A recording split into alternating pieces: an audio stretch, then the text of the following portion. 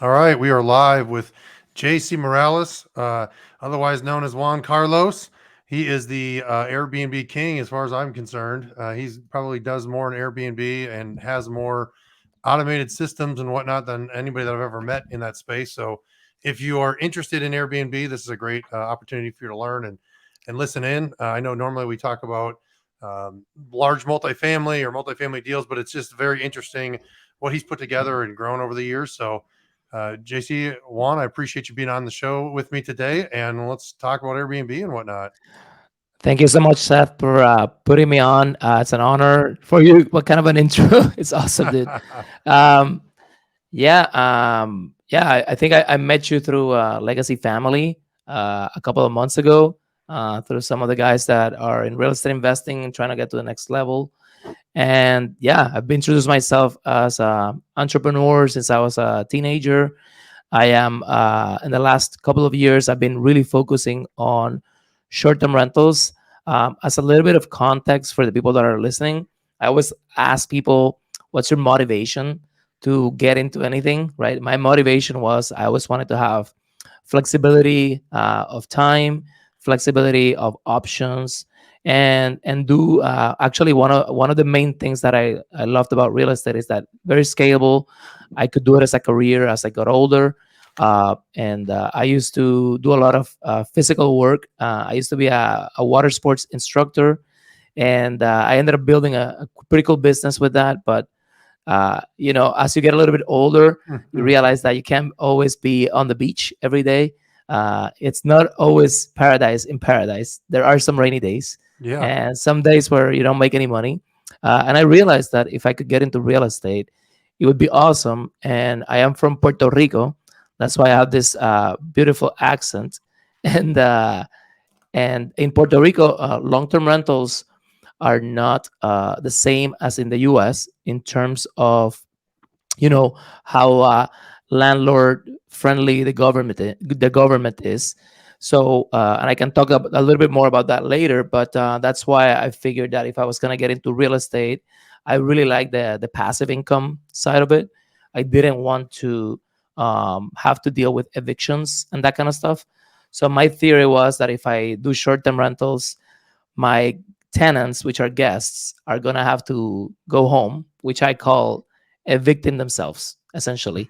So that got me really excited about that, and that's kind of what got me into the path of getting started in Airbnb, and here we are today. So Yeah, so I always used to. I when I was in Florida and I was a fireman, I worked the department that I worked for. We covered the beach there in Destin, and I was doing some of that stuff. But I always I remember there being guys on the beach that owned like jet ski companies, and they would that was it. I mean, they would roll up and had their jet ski there. They had a contract with the resort, and people would just rent from them all day long. And I thought, man, when I was in my early 20s, I thought that would be a great job to have. But as you like you said, as you get older, you have kids, you kind of have a family. Like it's tough to for that to be the main income. So you pivoted to Airbnb, which, to be honest with you, Airbnb kind of, I wouldn't say that it scares me, but I just don't know enough about it. Right? I mean, it's always funny how well.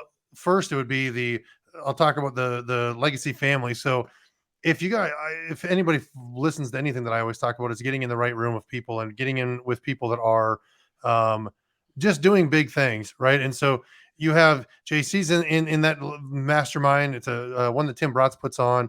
I'm there. I mean, there's a couple hundred people that are in it, and everybody's kind of doing different things. And so some people are big on I mean, like this short-term rentals, and then here I am doing syndications and multifamily. So it's great to be able to sit at the same table with people and find other ways or other ways that people went about being successful in real estate. And so it's just been a kind of a cool thing to learn about through what you're doing. And because you started too, like, don't you have a ton in Miami, right?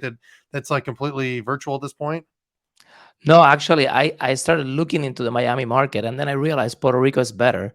Okay. So I actually stopped looking at Miami because then I started looking at the margins that I could get in Miami, and then all the restrictions that are in Miami, and and then man, all of a sudden, like I was like, I'm in the right place. I don't have to go and go Right. anywhere Yeah, else. I would definitely agree with that. That you are definitely in the prime Yeah, location. yeah. So there's a So lot of reasons. I'm a very analytical person. I guess that it really helped me in scaling the business with systems and kind of that kind of stuff. And when I've always considered doing scaling and branching out to other cities and countries, I always want to do it the smart way because I've already done it the hard way. Mm-hmm. And my idea was that I'm going to make sure the numbers make sense, and that it's going to be a lot easier because like I said, I've already done the hard work. And then I decided to just double down a little bit more in Puerto Rico. And then if I will be branching out to the states at some point, I want to do it with partners that I can enable, either with consulting expertise, a little bit of cash, and just have like a little bit of hand holding, and then my team can also help them. So we have a team here that works all day, and then we have 24/7 customer service as well. So I already have a platform where I could take on my properties much easier. But I also don't want to have to go through the headaches of city issues, HOAs, and some of those things. And I Mm-hmm. want to do it a little more efficiently. But yeah, in Puerto Rico, we're doing a couple big things now, so pretty excited about Yeah, that. yeah, we'll get to that for sure. So walk me through, like, how did you go from kind of being your average guy owning, well, I mean, I wouldn't say the average, you it seems like you exited that company, or you sold that for profit and did pretty well. But how did you start, like, being when your first business that you owned, how did you grow that and scale that? How did that help you get into, like, when you went into Airbnb? And then, like, where did you start with Airbnb, with like one or two? Did you take like what you made from the water sports business and kind of roll that into, starting the Airbnb company? Like, walk me through what that looked like for you. So pretty quickly in 1998, I was introduced to the sport of kite surfing, and I really liked it. It's basically you're flying a big kite and you're water skiing over the water, obviously, just being pulled by the wind. And I found out I was actually really good at it. And there was only about 100 people in the world kite surfing at that time. So I just started practicing because it was fun for me to do it. And it got to a point where people started coming to me to teach them how to do it. And I was already kind of a business mindset. Mm-hmm. So I was a little bit scared to do it. But then I talked to the guy that was teaching me how to do it at that time. And he said, man, just go for it. So I started teaching kite surfing, and just by doing all the right things, being very service oriented, really caring about people, helping out, I would offer so much value. When people were learning, they had a lot of accidents and issues, I would go there and help people. So this is kind of like the lesson of adding value to other people and helping out without expecting anything in return. And what happened is I started getting so many referrals to the point where I had more business than time.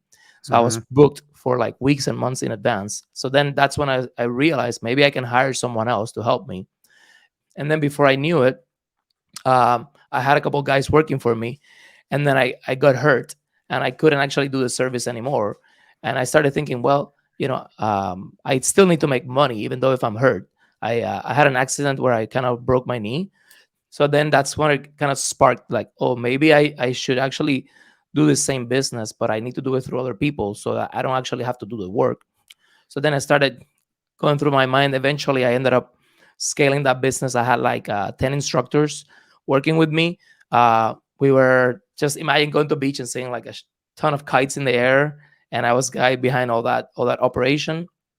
Uh, Made some money. I started that business in 2008, and all the way to 2017 when in 2017 a hurricane hit Puerto Rico, Mm-hmm. and that business got shut down. From I was making about, I want to say, like 50,000 a month in the high season. I would only work 6 to 7 months out of the year, and that it went to zero for like 3 or 4 months. Mm-hmm. uh, and then luckily I had already started doing Airbnb rental arbitrage, which I got into it because one of my kite surfing students, really good friend of mine now, one of my best friends, he said, hey, let's get an apartment on the beach with an ocean view. And I said, hell yeah, let's do it. So we got an apartment, and instead of buying it, we just rented it. And after 2 months, he's not from Puerto Rico, he's from California. He said, dude, I gotta leave. I gotta go back home. And I said, okay. I had enough money. I could pay, our rent was 900 a month or a Mm-hmm. thousand, I think it was. But I've always been very like in the mindset that I don't want to pay for my things. I want someone else to pay for those Yeah. things. So I figured he said you should check out Airbnb, and keep in mind this was in 2012. Okay, so in Airbnb, the company started in 2009, and in 2012 is where I had this first apartment in the summer of 2012, and that's when I listed my first listing, and I launched it, and I was basically living by myself. And that the story of how I launched it is pretty funny too. But just to fast forward a little bit, in 2017, I already had about 4 properties that I was doing the same thing. I would lease them and then I would sublease them, which is called rental arbitrage. I did not know what it was. I didn't know the name of that. I didn't know. I looked into it. It was legal to do it. So I was okay. It's not something illegal. I'm making money, but it wasn't anything crazy. It was like maybe I was making like 1,000, 1,500 bucks a month. So obviously I couldn't let go of my other business because it's not enough to live off of, Hmm. but it was enough that I figured it out. And then when the hurricane hit in 2017, I realized I'm not gonna make money for now from God knows how long, because we had no power in the island, Hmm. and kite surfing is not a priority. A priority is Right. like how do we get the Yeah. power back up? How do we get the grid back up? Yeah. So I was sitting in my TV, uh, which I wasn't in Puerto Rico when that happened. I was sitting, I think I was somewhere else in the states, and I watched a video that says "Savers are losers," by Robert Kiyosaki. And I remember at that time I had saved about $100,000, and it just hit me that saving that money was just not a very smart decision. And I said, you know what? It just clicked. I'm just gonna go and double down, and I'm gonna take this from 4 properties to 10 properties as quickly as I can. And I did that. And then I saw that making more money, and then I was like, okay, that's it. I literally burned the ships. I just said, okay, I'm gonna keep that, but I'm just gonna go on this and see Hmm. what happens. Yeah. And that's how it Wow. worked. Yeah, that's great. So what size are you at now? Or like what do you how is that what does it look like for you today Yeah. as far as how many So Airbnbs you're running? so we have close to 30 properties. Our business model is, um, and when I said 30 properties, some of the guys that are listening in that have thousands of units, they might be like, oh, not so much. Right. But there is one thing you got to know about Airbnb. I mean, some people might think there's a lot of properties too. So it's just a matter of perspective. Right. We chose to have as few properties as possible with the highest profit possible. And the reason is because we felt like it was more scalable, right? To have less properties that made more money. So we really selected these properties to make sure that we didn't have a lot of activity, but we did have a lot of money, profit, Hmm. right? Which would allow us to hire more people, invest in systems, and really kind of like create this management company, which is the biggest challenge that most people have is how am I going to handle all these properties. Yes. So instead of us getting a bunch of management contracts where our profit was very thin, where we were going to have to go really big in order to start making the profit that we needed, we said we're not going to do that. We're just going to rent properties, take the risk of having to lease properties to then sublease them, but then we'll probably make more money. And that's what we did. So then we have about 30 properties, and then at 30 properties, I decided that I instead of going for one more apartment or one more house, I would just focus on buildings and just try to get the whole building. And there's Hmm. many reasons of that. We can talk about that as well. But I've been focusing on that for about a year and a half now. Yeah. Yeah. No, that's great. So are you guys managing then? You're kind of like self-managing all of your Airbnbs. How many people does that like how many people do you have working for you like what size of your team does it take to do that? So we have a chief of operations that oversees the whole properties, which is actually my big sister, and she's right here killing it. And then we have assistant of her, but the way it really works really well is that the next person is actually my very second cleaner. She was actually a cleaner that came in with me, and I said, help me grow this, and then maybe you won't have to clean in the future, and you can help Yeah. me manage some people. And now she works in an office. She doesn't clean. I don't think she's cleaned in like, I don't know, a year or something like that, or Mhm. two. uh, and then so she basically handles all of the. So we have Christina overseeing the everything, And then we have the assistant that her job is to hire cleaners, train cleaners, do all the purchasing. So we don't do any sort of like either me or Christina. We never go to a store. We never make a call for like towels or any of that stuff. So she handles everything.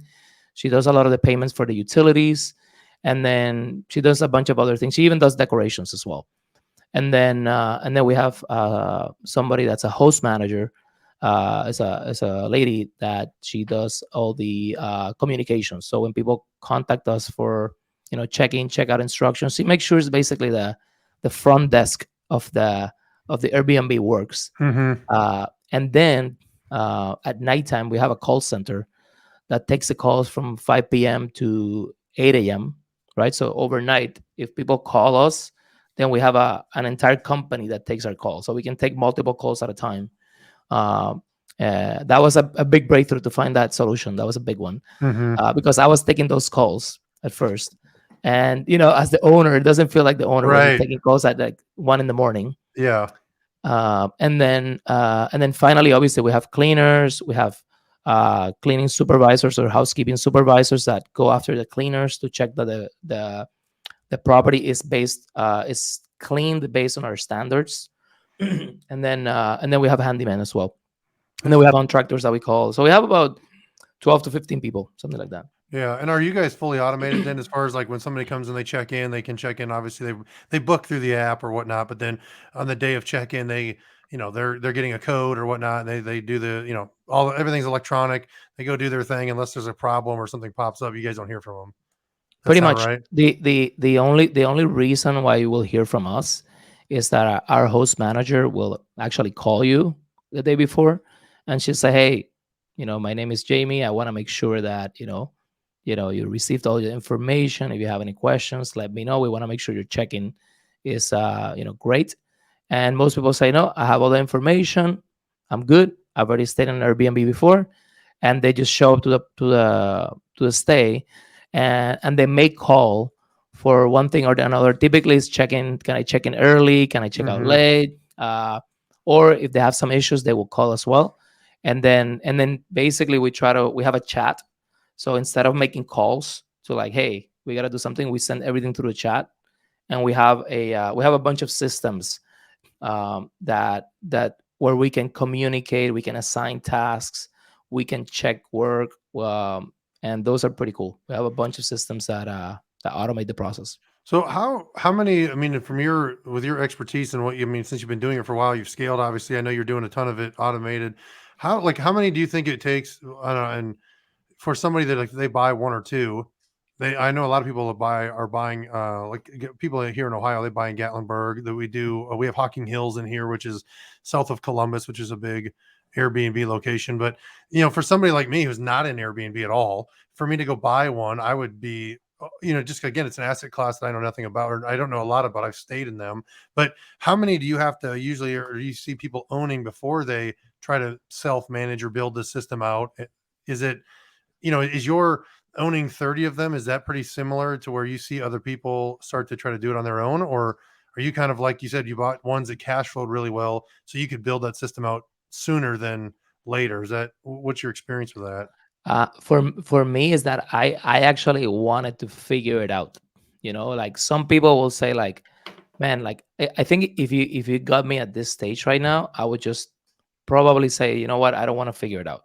You know, Hmm. but the reality is, if you're gonna get into the space, uh, short-term rental management companies, there's not as many as long-term rental management companies. Hmm. Okay, so it's just a matter of like, there's not a lot of options, at least in my market. So I didn't have that much of a choice to say, okay, I'm gonna go and hire someone else, especially because I had a lot of time, and my goal was to scale, and I didn't want to rely on a third party to scale. And I knew there's a lot of money to be made when you self-manage. So I also didn't want to leave that money on the table. I also didn't know there was a better way. So it was kind of a combination of a lot of things. Yeah. I nowadays I recommend people like, listen, if you're just getting into this game as an investor and you don't see yourself taking calls, from guests or answering to messages or having to call contractors, and you're not looking to scale, um, and you have a job, you definitely need someone to help you that's already an expert in the field. Like, doing it on your own is no fun, for Mhm. sure.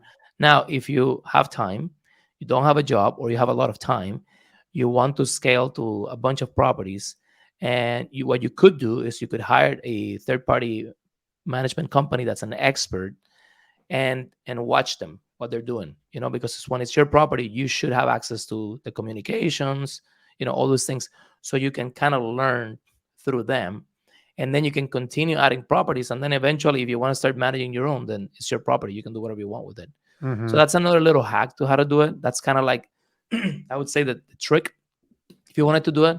But I mean, you see some of the guys that are in our group that are doing multifamily, like someone like you, I would think it would not be the best use of your time, because the profit that your property is going to make, and the amount you're going to have to pay a third party is not worth your time. You're hourly, you know. Mhm. So I would Yeah. I would just say, just hire someone and then watch them, and then like tap into their brain every now and then, and keep adding properties, and then eventually you can, maybe within your operation, then you can start adding someone that can do that for you, and then you can cut the middleman out. You know. Yeah, yeah, and for me, we've looked at buying like something, like a vacation home or I shouldn't say vacation home, but in a place in Florida where we used to live, where we can use it when it's not being used, but for the most part, it would be an Airbnb. And for me, we would just have a company do it. And I know from just my experience of looking into it, it's about 20% Yep. is what the companies charge. But again, from somebody that manages hundreds of apartments with our company, I can tell you that it's money well spent having somebody that already has the systems and the processes and they're professional at it. Uh, you know, doing it in my situation. And like you said, I've got a whole nother thing going on. So if I want to buy one, the goal for me is to have somewhere where my family can go. And ultimately, if we want to, we get to a point where we want to move down there, then we have a place to live. But for you, it made total sense for you to, especially because like you said, where you live, I mean, Yep. you're at a destination location. And so it's only, that market inside and out where if I'm, if I say, hey, I want to buy a place in Puerto Rico, I'm stuck going through brokers, looking online. I don't really know the areas. Maybe there's good areas, maybe there's bad areas. There's places you want to buy, you don't want to buy. And you being local, that is definitely a situation where you have the upper hand for For sure. sure. And then, like you said, you can build out your team with local folks, and you're right there. So if something does go bad or does go wrong, you're right there to be able to kind of step in and guide them. Similar like you were when you're doing the kite surfing business. Yep. So yeah, no, It's I a think that's great. it's like a people's business. So I think one of the things that I've had I say the fortune of doing well is I've been able to attract people that see my vision, and I've been able to, like, tell them, hey, if we go to here, then we'll both get to this level, and we've been Hmm. able to do that. And I think that that type of vision, you can attract the right people that are with you, in the tough times and the good times. And yeah, like you said, like in my market, it just made more sense to do it this way. I still think, believe it or not, is once you start doing Airbnb, it's hard not to think that way. Like everything Hmm. I see, everything I look at, everything I'm thinking of is, how do I make it a short-term rental space? And the reason is because time. Okay, like if I don't have a 100-unit building available within my market, or a partner that can help me with that, the same time I have, I can my effort of getting one more property that I can short-term rental is the same as if I got like maybe 20 units, Hmm. something like that. So to me, it's kind of and also in terms of leverage, once I have a property, I literally don't have to do much after that, because there's a team that will handle the rest. Yeah. So my job is really to, like, choose them, right? Find them, choose them, and then say, here's a property, goodbye. You guys Yeah. do your You job, you qualified it. You said, yeah, this is how it is. You set up yourself to acquire it correctly with financing or partners or whatever that you're doing. And then once you guys close on it, then you hand it off to your team and they're able to run it based on the systems that you've taught them or set Yep, up. Right. exactly. And then for them, it's easy too, because they have help too. It's not like they're like on their own. They have, like, okay, they have somebody that can do this. They have all the contractors that they need to call. They already know what they're going to do with it. It's a lot easier. We've been working together for like 3-4 years now, Mhm. And then we already know what we want. It's like there's not much conversation going on about what the everybody knows. Like, hey, we get a listing, we get it ready, and we launch it like yesterday, if possible. Yeah. And then if something goes wrong, we know what to do. These three steps to do. So yeah, it definitely helps to be able to do it when you have a team in place that can do it. And when you don't have it, you have to leverage somebody else's team for sure. Yeah, yeah, and I think that's like the toughest part. I mean, because it's like you said, it's customer service. It's the same thing with apartments. I mean, even though if we're as from an investor standpoint, a lot of people just see the acquisition, the building, they want to buy it, and then they like you said, they give it to a third party management company, or they do whatever they're going to do with it, and they don't really think much more about it after that. On a bigger scale. But it really, like for us, we in self managing a lot of our portfolio, that's the one thing I think that stands us apart from others in a market is the customer service aspect of it, and providing a great experience for tenants. Just like you are with your Airbnb stuff. And I can tell you from somebody that stayed in Airbnb, that's what I'm looking for, right? I mean, like I don't, if something goes wrong within the place that we're staying at, like for instance, we went to a cabin last year during the winter time with family, and the fireplace didn't work, or there's a couple other things that didn't work correctly, and we were no big deal. They sent somebody out to fix it, but the way that they handled it, the way that they responded, they coordinated with us, they spoke with us, it made it to where it was like, oh yeah, no big deal. They took care of it. Where, you know, the translation into what I do more is it's the same thing with apartments. We charge a premium rent, but we provide a premium service as well. And we're not. And I think that that's the big thing. The correlation between both of them is it's your people are kind of in and out in a day, or night or 2 nights or a week or whatever it is. But the same thing goes for what's led to your successes is the customer service and the way you guys handle things. How Dude, important that is. it's so crazy when you say customer service and issues. I don't know how often people get them in like multifamily, like long term, like. But here it's like multiple a day, every day for 365 days a year. It's so normal. Like to get a call, like, hey, the Wi-Fi doesn't work. That's like daily, or like, hey, Hmm. I have a problem with my code.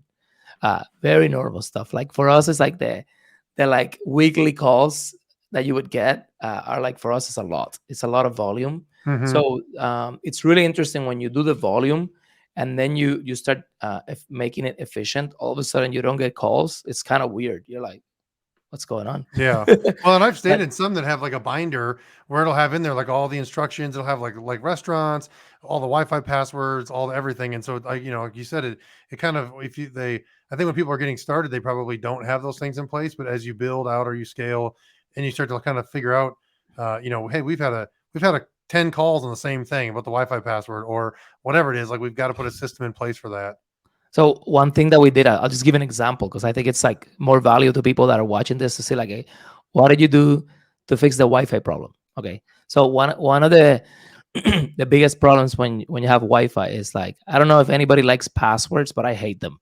Okay, so what I did is I figured out that there's a system called StayFi, and a lot of people use it that are in the space. And what it is they sell you a third party hardware, which is a ubiquity Wi-Fi system. It's like a round plate that's very powerful, and they don't make money on that. And then they charge you like $10 a month or something like that. Okay, and what they do is you have to connect that to your existing internet provider. Okay, but then in exchange for you paying them the $10 a month, they give you a platform, and that platform, it wouldn't make sense for just one property, but when you have like 30, 100, or 1,000, you need to see them on a computer. Okay, because when people call you and they're complaining that there's no internet, you can actually verify if that's true or not. Okay, Hmm. which is a big deal. Imagine if you're like, if you have property in Alaska and you're in, I don't know, in Florida, and your tenant says you don't have Wi-Fi. How do you know that's true? Okay, Hmm. that's kind of a problem. You can do it through your logs. You can do it through, some other ways, but this one's easy. It's like a dashboard.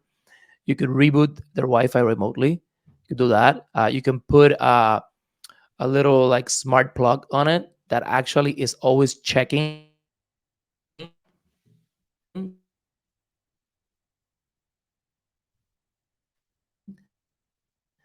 it's always and if it gets 3 failed attempts of no Wi-Fi, it'll reboot the internet. you know. uh, Mm-hmm. and then on top of that, there's no password. So on it, I can customize it and say all of my properties have no password. And then I can do a couple different networks. I can do one with no password that has like X amount of speed. Then I can do one with a password that has the full speed. And I could charge for that if I wanted to. But what's really cool is that when you connect to the Wi-Fi of our property, it brings up a landing page very similar to like if you're at an airport. And then we can collect your data. And then what's cool about that is I can use your data to send you a message right away. So you go into my Wi-Fi, which you're going to do as soon as you check in, and you're going to get a text message saying, "Hey, how's everything going in your property? If there's anything that you need help with, please let us know. We would love to take care of it right now or right away." Right. Mm-hmm. So it's kind of like you wouldn't expect that. You wouldn't expect to get that kind of a message from that. We do it other ways, but this is one way where we can actually contact every single guest, because when you're doing a reservation, we only have the contact information of the person that reserved. Mm-hmm. With the internet, now we can capture everybody's information. So our database goes from, let's say, 1,000 people that reserved a year to, if we have 4 guests per property, it could potentially go to 4,000 people. So it all of a sudden it becomes really powerful. We can use their data for marketing. We can do like review. We can send them messages to ask for a review, and then we can give them like rewards for doing that. So it's like one of those little problems that we fixed. So we removed the password. It gave us a dashboard. The system self reboots if the internet goes out. It's Mm-hmm. really inexpensive, and then we can capture the data of customers, which people know that customer data is money. Yeah. So it's pretty cool. Yeah, no, it sounds great. I mean, and that's a huge thing. Like you said, you could have one that runs at a certain speed, and then you could charge extra, even if it's $5, but $5 a stay per, and if you're having X amount, 100 people a stay there in that place a year. I mean, it ends up becoming a bigger deal spread out over more and more properties, and it's very similar to like even apartments where people can go. Like I could go to a service provider for internet, cable, or whatnot, and they'll basically we'll do a contract with them for TV, internet, whatever, whatever the utility is, and then they charge us way less, and we can charge the tenant. We just set the price. It's better than what they can go out and get on their own, but I love that. but we're still making money on the back end because of our volume. So That's so yeah, very genius. neat. I love that. I don't think we don't track the data as well like that you do, but it's definitely a way to make more money. Out of the property. So, but It's that's just just one example of the knowledge that you've gained, which is great. I mean, it's amazing. Yeah, I mean, because the thing is, like, all of these automation things have come from pain. Yes. So when you're managing a couple of properties and then you get 3 calls at a time from different things, you sit home at 10 p.m. and you start thinking, what am I doing wrong? Because there's a lot of it that it's actually your fault. It's not anybody else's but your fault. It's like deferred maintenance, right? You defer Hmm. maintenance, and they're going to call you at the worst possible time because you defer the maintenance. So that's one way to automate. One way to automate is that you get in front of the issue before it happens, and you say, hey, once a year we're gonna reinvest X amount of dollars in this property, and we're gonna reset it to where it was when we launched it the first time. So now a year ago, like, we want to put it back to where it was when we launched it. uh, Especially in the short-term rental space, you're basically getting a new tenant every couple days, right? So yes, you can get away with not doing much for a year in terms of paint and things like that, but once a year you want to sit down and say, okay, like, which of my properties are in need of some loving, and then we go back in there and we just pour a bunch of money into it again, and then we bring it Hmm. back to where it was. Or else we start getting a lot of complaints, and reviews are everything on this business. I was gonna So we want say, to yeah, we want to make sure that people don't get too pissed off, because the Airbnb platform in particular will take your listing down if you're not taking care of the property. really. So out of deferred maintenance, it could be an issue, but you can get in front of it, and that's one way to reduce calls. So you essentially, what you want to do when you're doing Airbnb is you want to reduce the amount of issues of your guests. Like, you want your guests to walk in and say, wow, this place is great. It's even better. Like, what you want is, you want a guest that says the photos do not make justice to the place. Okay, Mhm. that's one good thing. If the person walks in there like, wow, this place is better than what I saw in the photos, that's value. They love that stuff. If they never have to call you and they're happy, that's amazing. So you're doing something right. If things go wrong, like you said, and you have a system where you can take care of them, they love that stuff too. So then they reward you with a review, and you just basically want all those reviews to go as high as possible. It's actually not that hard, but it does require some, you know, planning and thinking and having some systems in place so you can continue giving your guests a lot of satisfaction, and then you can scale it Mhm. from that. Yeah, no, it's amazing. So, like, I know for like, I'm always talking about getting in the right room with the right folks, and sometimes you got to pay for that to accelerate your growth or accelerate what you're trying to do. Obviously, we met through a mastermind that we are a part of, and I think that that's why we're there, is to accelerate what we're doing and to be able to sit down and have conversations and stuff that, like I said, you wouldn't think that multifamily and managing a multifamily would be have parallels to Airbnb, but I mean, just in the conversation today, you can see where if you're self-managing or if you have a management company, there's things that can be tied into this. It's the same thing. It's all customer service and building up the efficiencies. How does somebody that is thinking about getting into Airbnb, whether it's one unit or where they want to try to scale an Airbnb business, how do they? I know, like, you're doing a mastermind, if I remember right, in Puerto Rico coming up in August, but like, how do they like that? Like, talk to me about that. Like, why would somebody, what are they going to get if they come to something like that? Or if maybe it's not this one because it's kind of, it's in within a few weeks, but like, if they want to get a hold of you because that's what I think is under, like, people that I know, they're like, hey, big multifamily syndications, it's not really for me because it's so big, or it'll take a long time to get where they want to go. But I've got several friends that have bought one, two, three, five Airbnbs, and I don't think that that's their bottleneck, right? Is the systems, and how does somebody get in the room with you to be able to learn some of the things that you've learned, or what does that look like? So yeah, the reason why I'm doing the mastermind is because I realize there are some people out there that want to expedite the process, right? And I felt like I wanted to create a platform where people could come in and just learn how to do it and how to do it, and like basically how not to do it, Mm-hmm. right? If you think about it, like, when you're gonna get into anything, it's like I called you one day and I'm like, Seth, I have a problem with my contract, and you told me don't do it like this because that's definitely not what you want. Yeah. And it hit me. I was like, oh man, I definitely don't want that. Thanks that I called you. And obviously that's only one little fraction, but like if I hung out with you for like 3 days, I probably get like a lot more nuggets from that. And then all of a sudden that saves me years of Yes. paying like thousands of dollars of I mean, we've spent so much money on mistakes, it's not even funny. So essentially what I've realized is that if you want to get into the Airbnb space, uh, you can get free information from myself and from other people that do exactly what I do. Um, if you want to learn how to Airbnb in an island, or you like the beach, then I know that stuff really well. So that's really cool. So I wanted to create a platform where people can come and learn about Puerto Rico. Some people have been here, some people haven't. Puerto Rico is a United States territory. You do not need a passport. You can just use your license to come in. It's usually a direct flight from the major cities.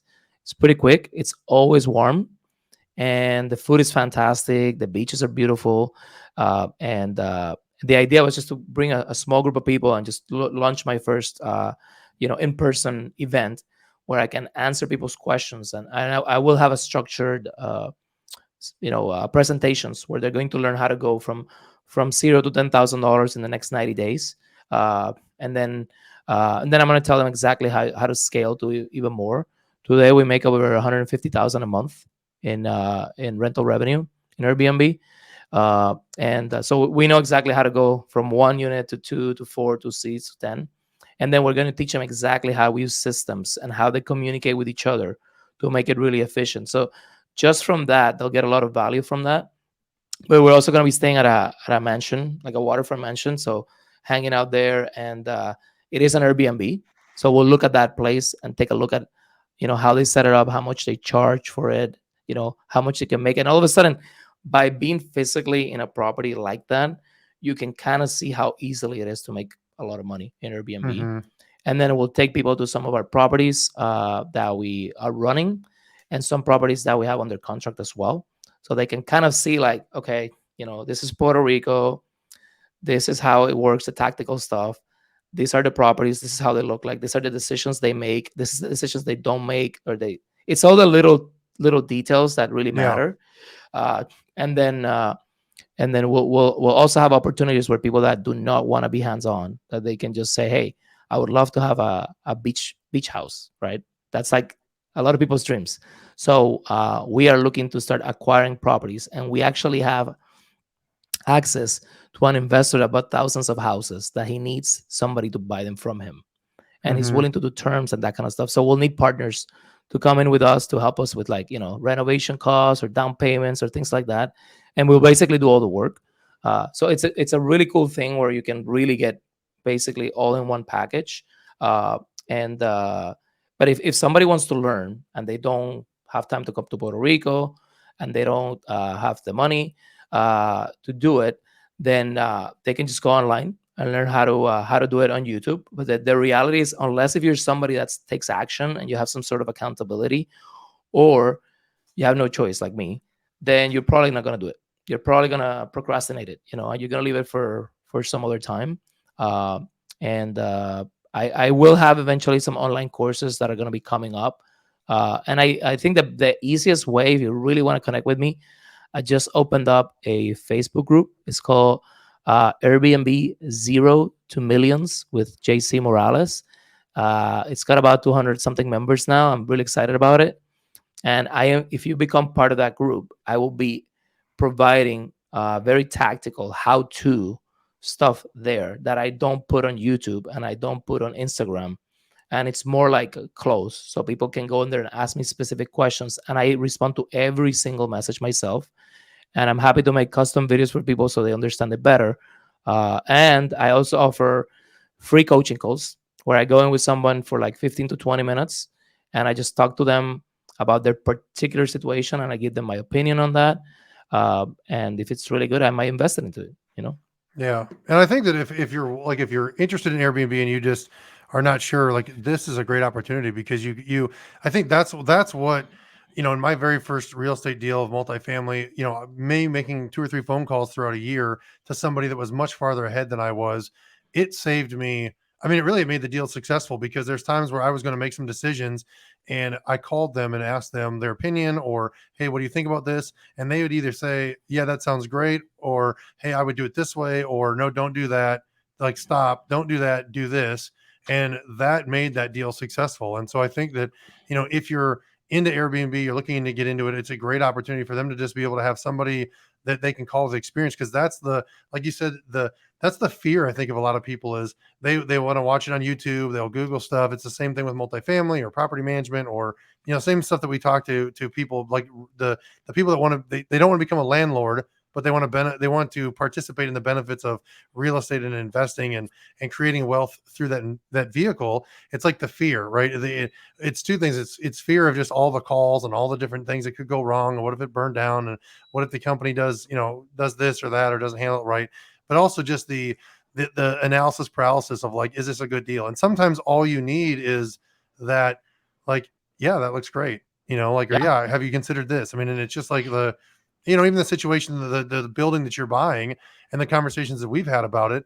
I mean, you're like, hey, I'm not that you don't know, but you're like, hey, let me get a friend's opinion yeah, who has done a big building like this or has done, whatever. And so that those few conversations that we've had about that, I mean, if it saves you money or it saves you time or it saves you just gives you peace of mind to know that you're kind of like on the right track.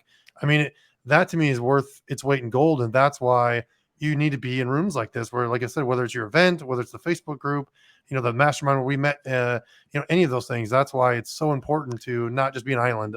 dude. If I hear the name Seth Teagle, I'm dropping everything, and I'm like, what do you need, dude?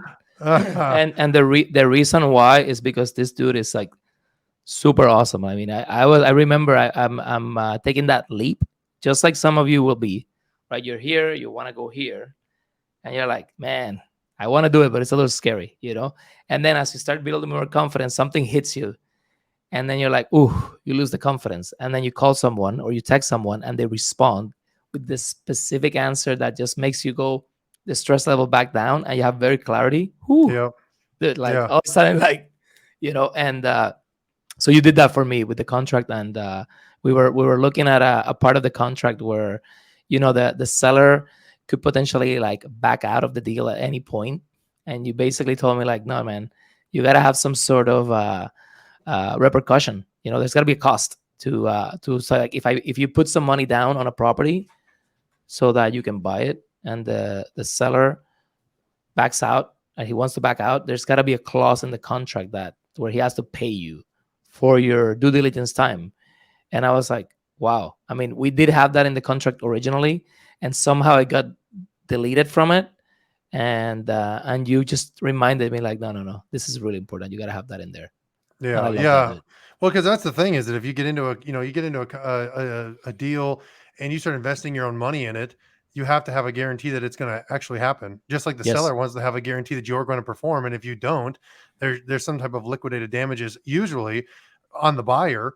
But a lot of the buyers don't put it in there for the seller, and obviously the seller doesn't. They're gonna try to get out of it as much as they can, but the same thing goes for doing a lot of this stuff up front without having a contract signed. I had a friend up here that I've talked with several times looking to buy a mobile home park, and he went on a handshake, and I didn't realize that. I thought he had it under contract.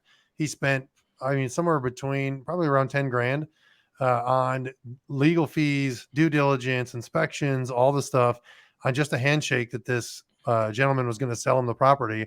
And then on a whim, the guy said, I don't, they've been going back and forth with the contract, and I found out this after the fact, and the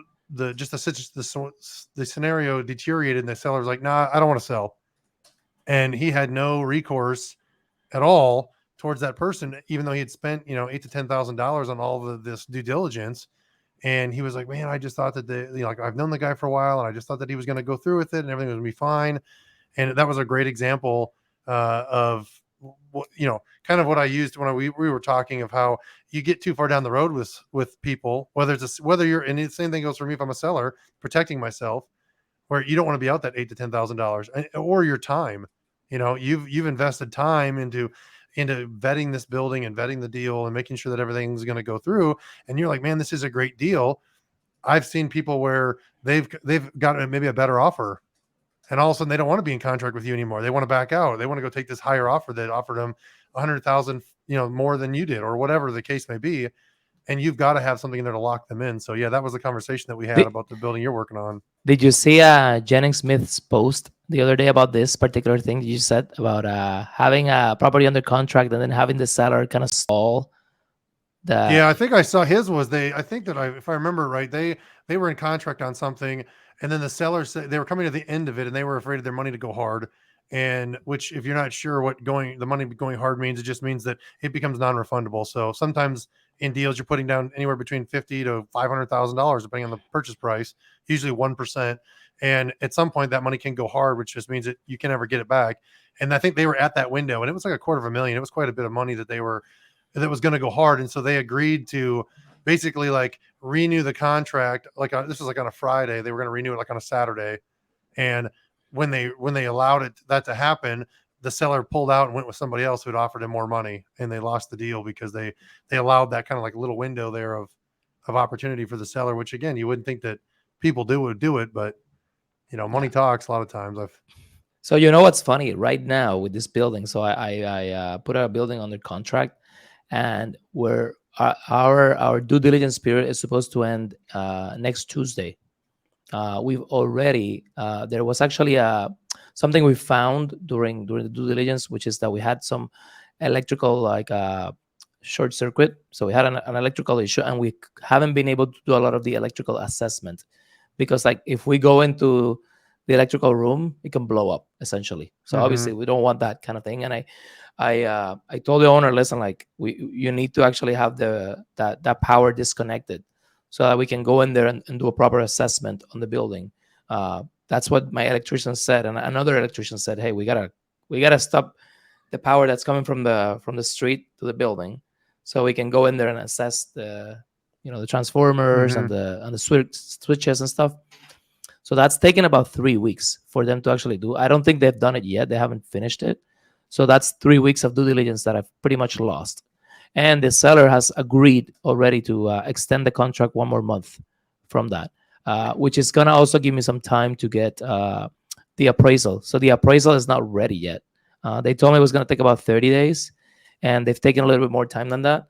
So I'm looking forward to extending the contract, anytime now. My thing is that one of the things that came up, which is really interesting, is this is a 1962 building. The the no the city and like the city will not require me to do a structural retrofit, which is basically reinforcing the building. They don't Mm-hmm. require it.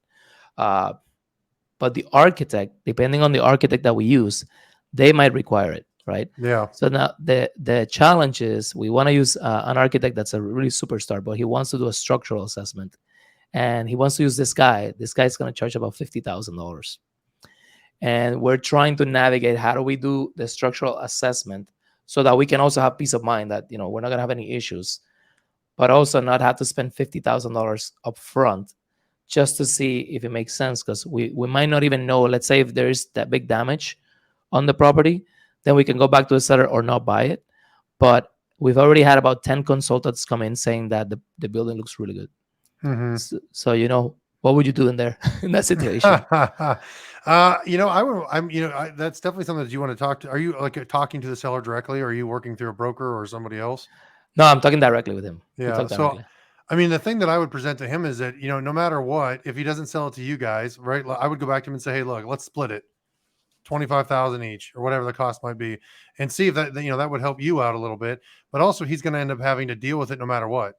No matter who he sells it to, they're more than likely going to have to do it, because and no architect is going to put their stamp on it, right? Because what if they don't do it, and the risk that they're opening themselves up to as an architect, they go through, they say no, we're not going to do it. That you guys redo the building and it collapses and people get killed, right? Yeah, So yeah, most architects that I know would probably, whether the city requires it or not, are going to want to do it. And so yes, whether it's you guys or it's the next guy, he's going to have to deal with that. And yes, so the option is he do it himself, and then he can present that and say, yeah, we've already done it. Or, you could take it, he could take it as a concession, where you guys, he just gives you 25,000 back, or, yep.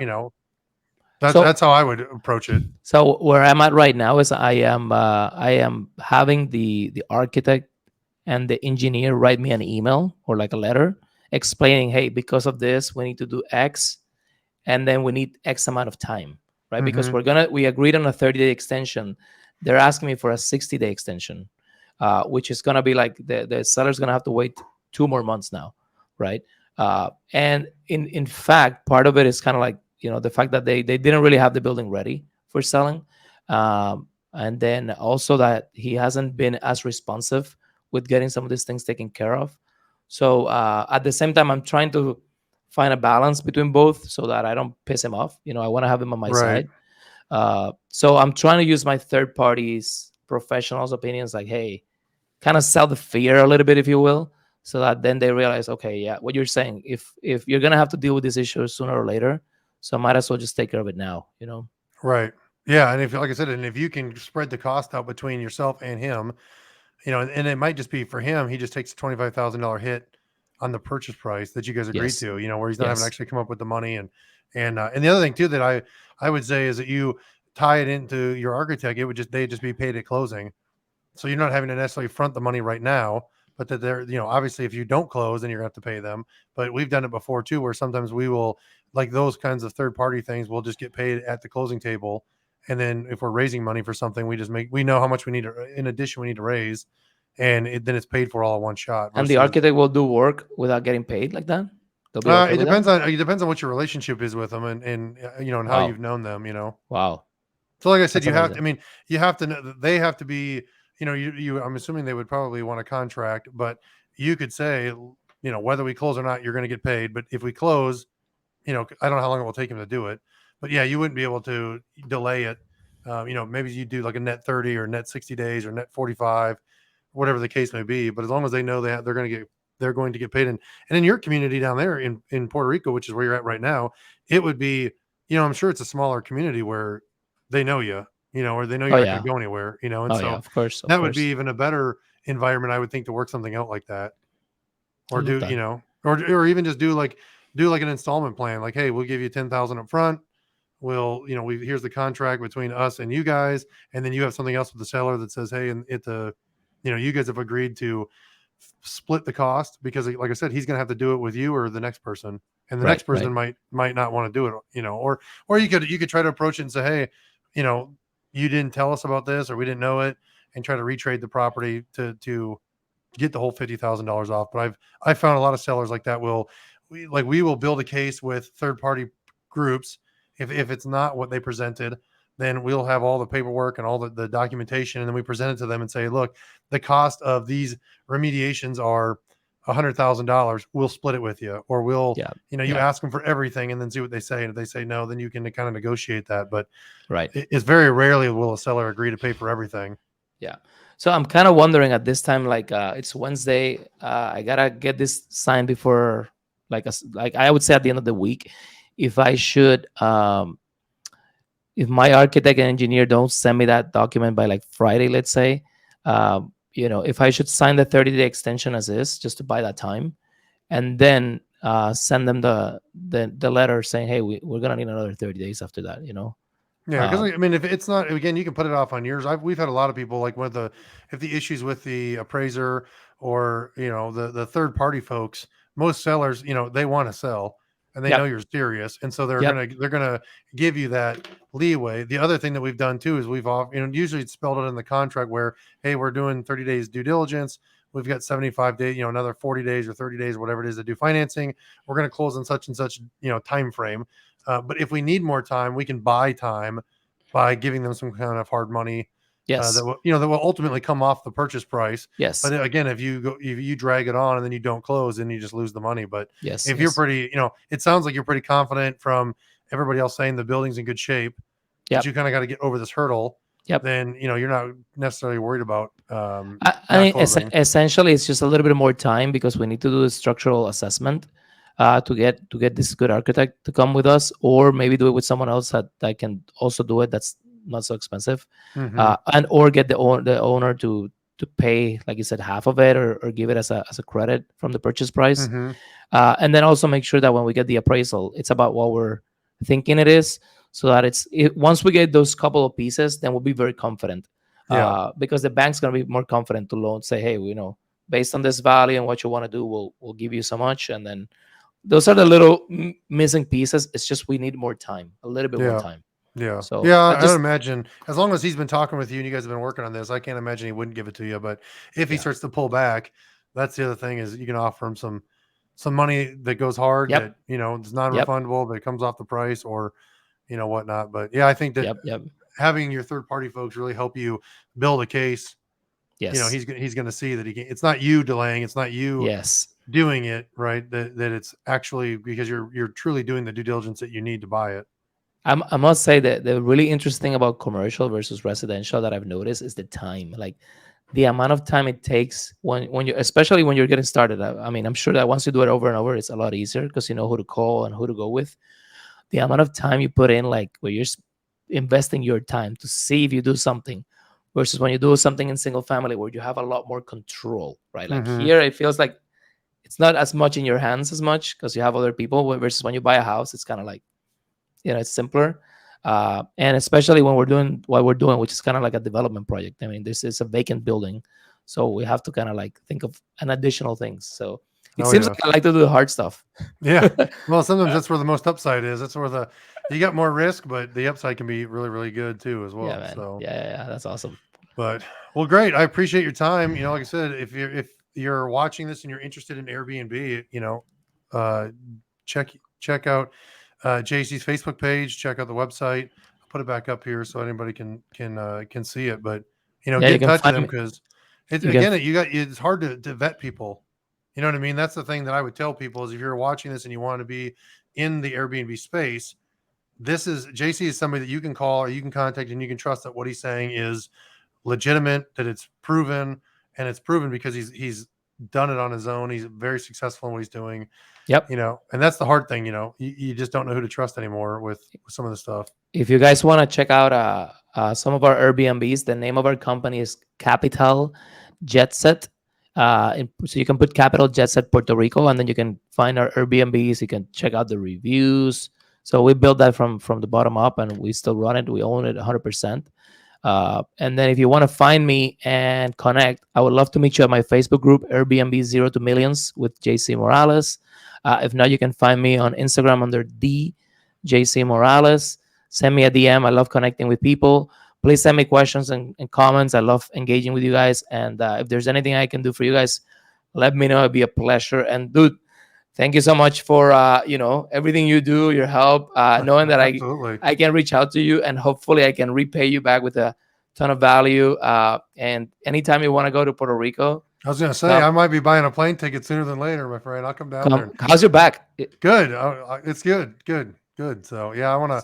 I may be coming down there sooner than you think, as we're looking to do a trip in the fall or in Yeah. the spring of next year, and we've been deciding on where to go. So it might be something where So I come either check out one of your buildings, or maybe if you're going to put this thing moves along and you're taking investors, I might come check it out. yeah, the I'm actually doing a webinar Friday at 3 p.m.